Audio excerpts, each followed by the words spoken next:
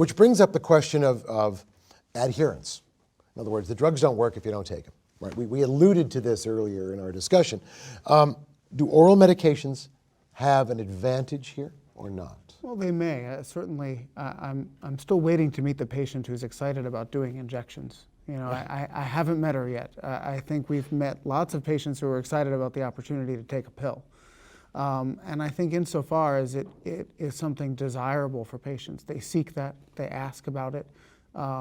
Those who are new to MS, who are therapy naive, when they're hearing about these medicines for the first time, hearing about injections versus hearing about oral medicines, generally speaking, people are gravitated towards oral agents. So I think it has the potential to facilitate adherence, although I think we have pretty good adherence data for many of our medicines. Now, I think every neurologist thinks that their patients are adhering to therapy and it's the other doc's patients that aren't.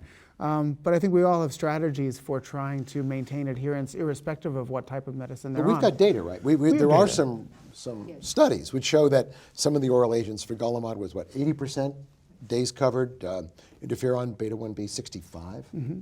You know, so there may be an increment there in terms of adherence, and there's reason for that. I mean, the only drug where we can really assure adherence ourselves is natalizumab, which is a monthly infusion, and we know when patients go to get it, and they get it in an observed setting. So that's the only one where we can really know, in a practical sense, that a patient's getting the drug. So bring me back on the reservation here.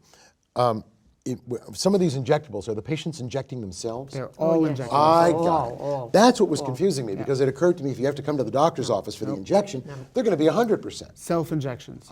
Only natalizumab and also mitoxantrone, although rarely used, are the infusion drugs where patients come in and actually get dosed with that in an observed setting.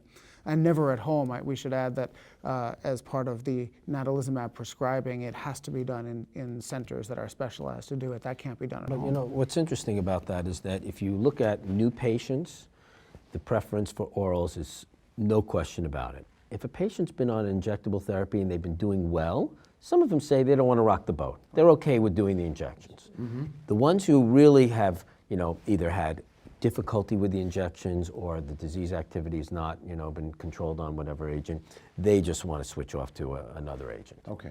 So it's not that everybody is saying, I need to switch to an oral agent. Yeah, and I'd like to know your experience. I've had some patients in our practice who have switched to oral agents, had experienced side effects, and went back to their and said, you know injectables. what, I'll go back to the one I've lived with for the last 10 years. Sure, particularly if it worked for them. You know, if it was a sort of a curiosity about not having to do injections, but not prompted by disease activity. But people don't want to rock the boat. Right? Another thing that's important is, you would think patients don't want to take injections, they'd much rather take pills, and that compliance should be so much better. So that's really not been my experience in terms of, having patients come back.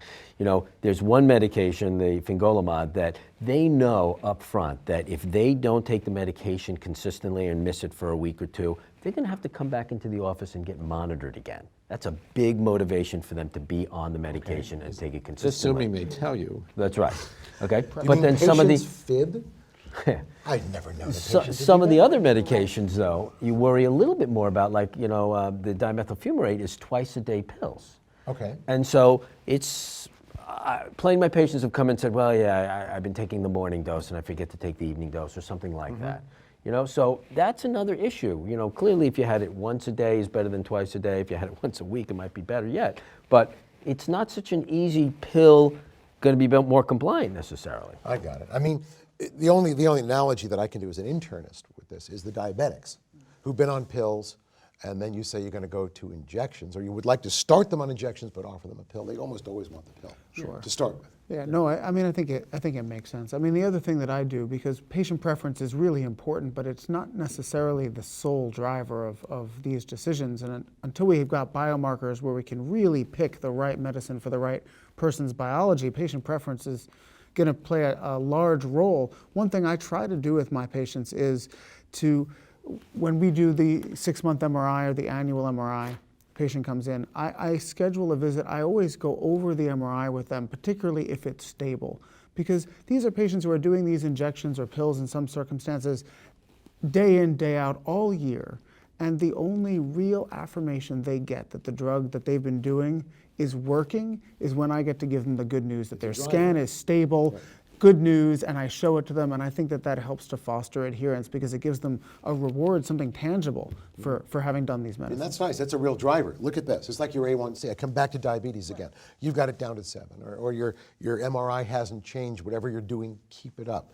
Is that effective? Do you find that Yeah, too? we do exactly the same as Stephen. So patient choice does factor to some degree. You'll go with what the patient wants if the patient's going to take it. Well, as It we've all said, if absolutely they don't is a take factor. it, it can't work. Right.